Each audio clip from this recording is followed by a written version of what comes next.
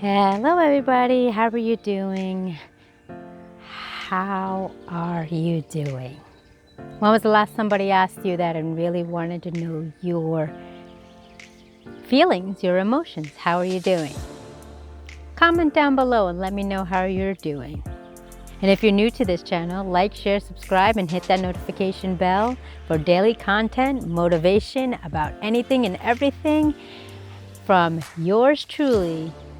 Keeping it real, no filter, just facts, just my thoughts, opinions, and tweaking the perspective on all angles, bringing you motivation, moments of clarity, and expanding and encouraging you to think outside the box. So let's get started. Today I'm going to talk about relationships because I can't tell you in the last few days have I heard stories, phone calls, family members, and just experiencing all around from family, friends, colleagues, cohorts, and even within my own family. Relationships are difficult. There's no other way to put it.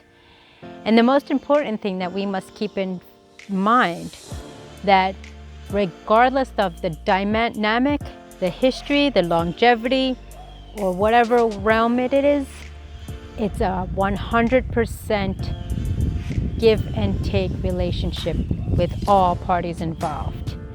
Yes, I know when we were young and old and growing up, young and growing up, we were told it's a 50-50 relationship. And I think that, in turn, is why the divorce rate was 50% in effect. Because we don't take the opportunity or moment or efforts to truly hear what one another has to say. We are so quick to respond, we're so quick to react, we're so quick to defend ourselves that we're not wholeheartedly listening effectively nor communicating with the entities involved. Now let's start in the business relationship. Yes, a lot of us have different understandings and perspectives on how a partnership would work in a business collaboration, how a boss and an employee, how authorities and the head leaders to those that work for them. We need to just really understand and come to the common ground that everyone involved is human. We have emotions, we have our good days and our bad days. And when we lose sight of those key factors, that's where the explosions occur. Do as I say, not as I do. I'm your boss. You should do as I tell you. There should be fearfulness in approaching your boss or employee when you have a question, a concern. We don't want to ruffle their feathers. It is what it is. And these are the common conversations that exchange in their mind and sometimes with the external support systems as opposed to the entities themselves, whether it be boss, employee, employee to employee, colleagues, collaborators, as well as liaisons. You must feel comfortable at any time and feel prideful to ask to have a conversation, whether that be virtually or in person. Because if you are not on the same page, you're just setting yourself up for destruction. Because employees have expectations of their employers have expectations of their employees, and then colleagues are just, let's be real, I've been in it. In the corporate world, it's a dog-eat-dog world. Let's take it to another level. Let's talk about familial relationships. How many times have our other side of the family or our elders tell us to do as they say, not as they do? And that is a big conversation that has been exchanged, whether it's generational gaps, authority, personality types, as well as the generations that they are in. We must be mindful of that and feel comfortable in a civil, respectful manner to say, hey, you know what? I hear what you're saying, but I don't like the tone. Or, excuse me, I don't understand. This is what you had said before, and this is what you're saying now. Can you please clarify on what and how I should proceed? People do not want a question because people feel with their pride and ego that if they ask to repeat it or to get clarification, that they are misjudged and misinterpreted of not listening and not paying attention, when sometimes that is not the case. Let's take it to another level, a level of relationships. Man versus man, women versus women, interpersonal relationships, casual relationships and personal relationships. If there is not a clear, concrete understanding of communication between people, many times your expectations are not fulfilled. You get frustrated, you get disappointed, and to not ruffle the feathers of another individual, you settle and you stay rather than communicate and enhance the quality of the relationship between the entities. I'll give you an example. Husband and wife, mother and father, mother to child, father to child. Or if it's personal, man to women, women to women, men to men. We, no matter what the dynamic is, are not mind readers, and we must put that first. What we mean is what we say is what we mean, but you've heard me say this time and again, most importantly, it is our behaviors and our actions that speak volume.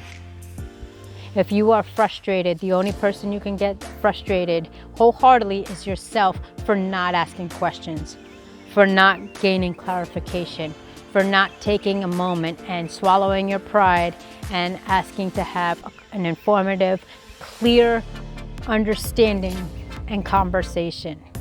Now, you've heard me use this sample before, but I am so grateful to share this example again.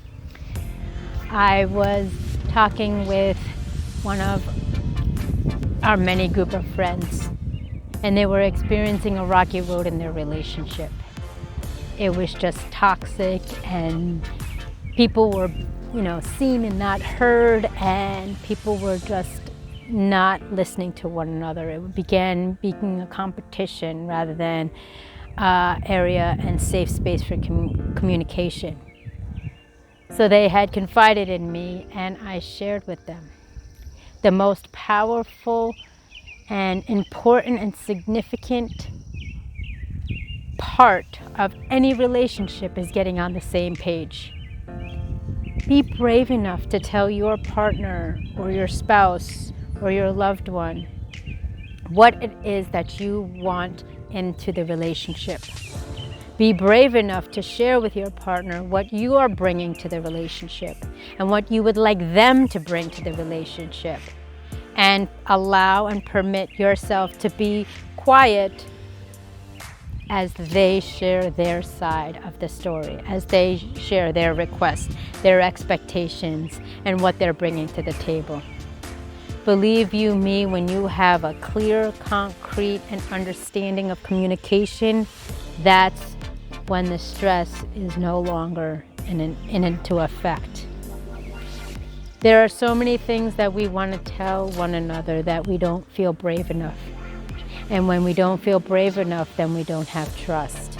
And when we don't have trust, that is the main foundation that is destroyed and sabotaged in any relationship, whether it be business, familial, personal, interpersonal, friendship, or even in, regular communication.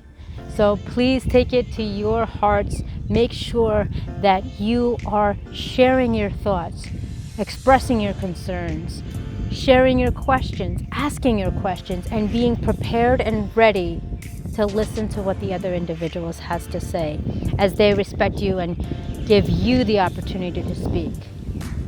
Effective communication and effective listening is so pertinent and so significant in any relationship. Without it, it is just, a relationship that has not built on trust. It is not built on love. It is not built on growth. And any relationship without trust is no relationship at all. My name is Andrea Mason, your personal accountability coach, certified under the mentorship of the Mr. Les Brown, bridging the gap from where you are to where you deserve to be by making your dreams become a reality. Let's connect with me so you can learn more and know that every single day in this crazy game of life, you have the opportunity and choice to press play. Plan life according to you. Thank you for listening. Thank you for watching. Like, share, subscribe, hit that notification bell. I welcome your comments on today's topic and what else you'd like for me to talk about, and know that I am here. Thank you so much.